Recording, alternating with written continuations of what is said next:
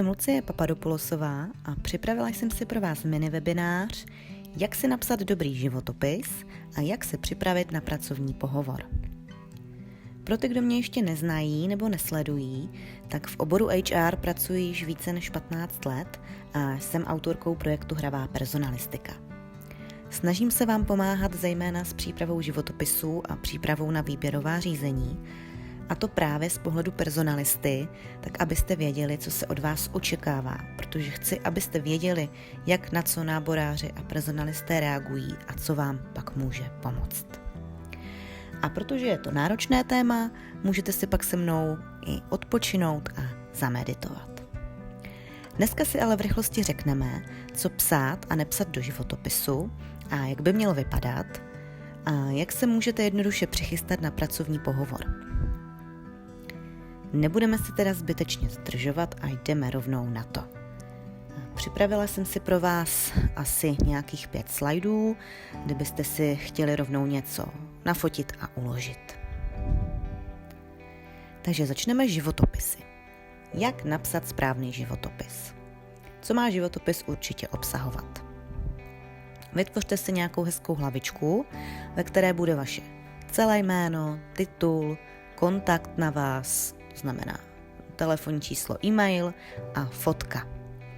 Co se týče fotky, to je nejčastější otázka mých klientů, určitě ji uveďte. V dnešní době sociálních sítí si vás stejně personalista najde a možná tak zbytečně najde i fotky, které byste před pohovorem třeba úplně ukazovat nechtěli. Stačí jednoduché foto obličeje s nějakým neutrálním pozadím, maličkou fotku ke jménu. Tak, dále uvádíme pracovní zkušenosti, ty půjdou chronologicky po sobě od nejnovějšího zaměstnání po to nejstarší. Ke každé té pozici můžete uvést ve 2 nebo 3 odrážkách velice stručně, co jste na té dané pozici vykonávali. Snažte se vypíchnout to nejdůležitější, co tam bylo náplní té vaší práce. Dále bude následovat vzdělání, zase tak stejně seřazeno od nejnovějšího po nejstarší.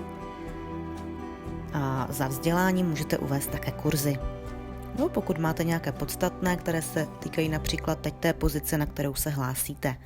Určitě nemusíte uvádět každý kurz nebo školení, které jste kdy absolvovali a které už třeba není ani platné, nebo si z něho nic nepamatujete.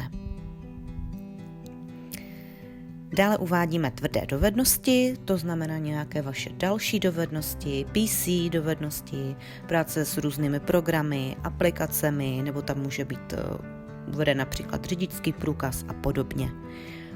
Můžete zde třeba zmínit nějaký váš úspěch, pokud jste například pracovali na nějakém velkém projektu, něco zajímavého jste vytvořili, prostě něco, na co jste opravdu pyšní. Pak uvádíme jazyky, většinou cizí jazyky, které ovládáte a uveďte tam i úroveň. Dále měkké dovednosti, to znamená, co vás vystihuje, vaše osobní vlastnosti, zase zejména můžete vypíchnout takové, které se budou hodit na té pozici, o kterou se ucházíte. Na závěr můžete uvést i zájmy, já je tam třeba neuvádím, ale pokud chcete a zase nějak korespondují s tou pozicí, tak určitě můžete zmínit. Celý ten životopis by měl být dobře přehledný, srozumitelný a konkrétní. Žádné zbytečné omáčky, to se nikomu nechce číst, více se můžete o sobě rozepsat třeba v motivačním dopise. Ten životopis by měl být tak na 1, maximálně 2 strany.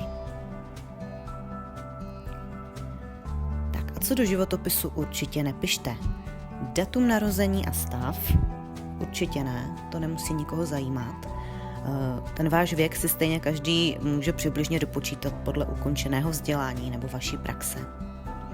Nemusíte uvádět ani celou adresu, pokud chcete uvést například město, stačí město, ve kterém žijete, nebo například ve kterém si hledáte tu práci. Co se týče těch pracovních zkušeností, nemusíte tam vypisovat každou brigádu, co jste kdy vykonávali, například při studiu nebo v mládí. Samozřejmě pokud se to týká té pozice, o kterou se ucházíte, uvést můžete, ale pokud si třeba hledáte práci jako účetní a když jste při škole jste dělala číšníka, tak to už asi teď není podstatné. Co se týká ještě vzdělání, tak neuvádíme základní vzdělání, pokud tedy máte vyšší. Pokud nemáte, tak tam to základní uveďte. Tak velký pozor si dejte určitě na hrubky a překlepy. Každému se může stát, že se uklikne, hlavně tím, že životopis čtete už xkrát po sobě, tak si té chyby nemusíte všimnout, vy už ji prostě nevidíte. Takže dejte proto vždy životopis po sobě někomu přečíst. A jak jsem již říkala, životopis by měl být přehledný, dobře čitelný a neměl by být na více než 2 strany. Samozřejmě pokud máte již tolik praxe, že ten životopis bude delší, tak to nevadí. Hlavně se prosím nesnažte ten životopis zkrátit tím, že začnete zmenšovat písmo, vymažete mezery, zrušíte odstavce, zmenšíte řádkování, a namatláte to tam všechno na sebe tak, že to nepůjde ani přečíst. Že tam budou nějaké blechy. Tak, to byly životopisy. A teď se posvítíme na výběrku, jak se připravit na pracovní pohovor. Co všechno můžete udělat před pohovorem? Určitě si zkuste pohovor na nečisto. Můžete si to vyzkoušet sami, můžete si představit nebo říct si, jak se představíte, nebo nachystat si různé odpovědi na otázky, co předpokládáte, že dostanete, nebo ještě lepší, zkuste si pohovor rovnou s někým. Ten dotyčný se vás bude ptát, tak jako při pohovoru, ale tak nebo tak v každém případě je dobré, když si to vyzkoušíte nahlas. Vy při tom pohovoru si na to potom vzpomenete a může vás už jen toto uklidnit, protože se vám vlastně navodí ten pocit, kdy jste přitom byli třeba doma nebo někde, kde vám bylo příjemně a nebyli jste u toho nervózní. Dále si napište všechny vaše otázky, všechno, co vás zajímá, na co se chcete zeptat. Sepište si v bodech klidně i to, co chcete vyzdělit, protože v tom stresu většinou zapomeneme, na co všechno jsme se chtěli zeptat, anebo co jsme třeba chtěli právě vypíchnout o sobě. Zároveň si při tom pohovoru pak k tomu můžete dělat rovnou poznámky. Určitě si důkladně znovu projděte svůj životopis a na základě toho si ujasněte, jestli ke všem těm informacím, které tam uvádíte, můžete něco říci, jestli jste schopni říct své silné, slabé stránky,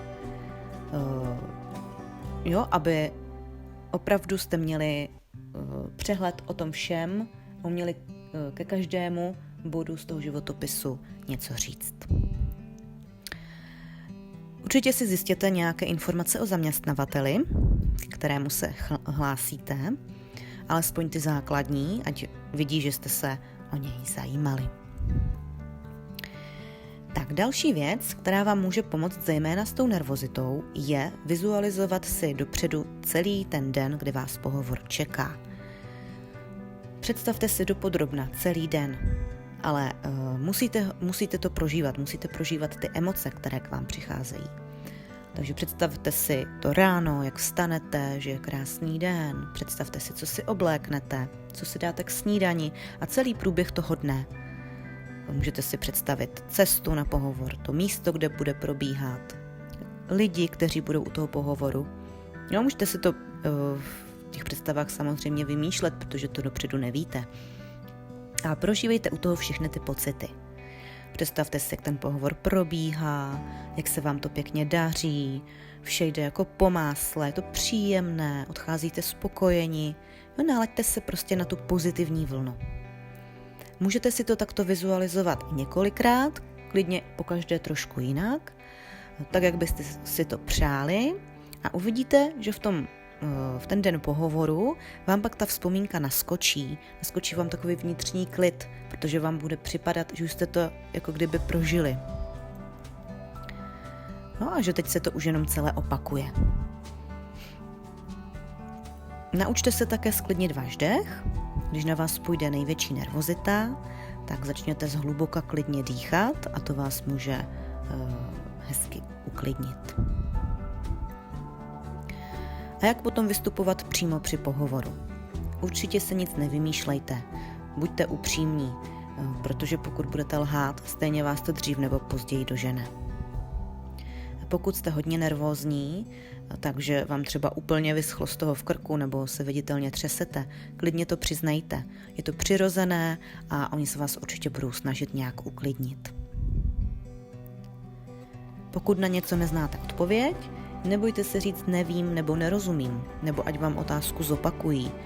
Tím taky získáte nějaký čas na rozmyšlenou, není to žádná ostuda. Snažte se chovat přátelsky, ukažte svůj zájem, doptávejte se, dejte si pozor také na řeč těla a přímý pohled. A hlavně buďte celou dobu sami sebou. Tak, abych to nějak shrnula, tak myslete vždycky na to, že vy víte, co chcete, co nechcete, co umíte, co neumíte a co od zaměstnavatele očekáváte. Buďte si tedy jistí sami sebou. Nezapomínejte na to, že pohovor není zkoušení před tabulí, ale je to rozhovor, kdy se obě strany snaží zjistit vzájemně informace o tom, zda si budou nebo nebudou vyhovovat. A taky si uvědomte, že pokud o vás budou mít zájem, jste to pořád vy, kdo si nakonec vybere, zda práci přijmete. Vy máte svou hodnotu, zkušenosti a znalosti, které nikdo jiný nemá stejné a jste jedinečná osobnost. Tak, jak jsem zmiňovala už na začátku, toto byl takový stručný mini webinář. Pokud by vás zajímalo více informací podrobněji, tak já nabízím také e-book Pohovor jako představení, anebo 2 návody v PDF-ku Připrav se na výběrko a jak napsat správný životopis. Tam najdete rady a tipy z praxe. No a pokud se nechcete tvořit životopis sami, můžu vám jej pomoct upravit anebo celý vyhotovit. Více o mě a o mé práci se dozvíte na webu www.hravapersonalistika.cz a najdete mě také na všech sociálních sítích. Mám taky kanál na YouTube, tak tam najdete například již zmiňované meditace. Tak to je asi vše, co jsem vám dnes chtěla předat. Můžete mi klidně napsat, nebo se můžeme sejít i osobně, protože nabízím konzultace v rámci Ostravy. Já vám moc děkuji za pozornost a těším se na případnou spolupráci. Mějte hezký den.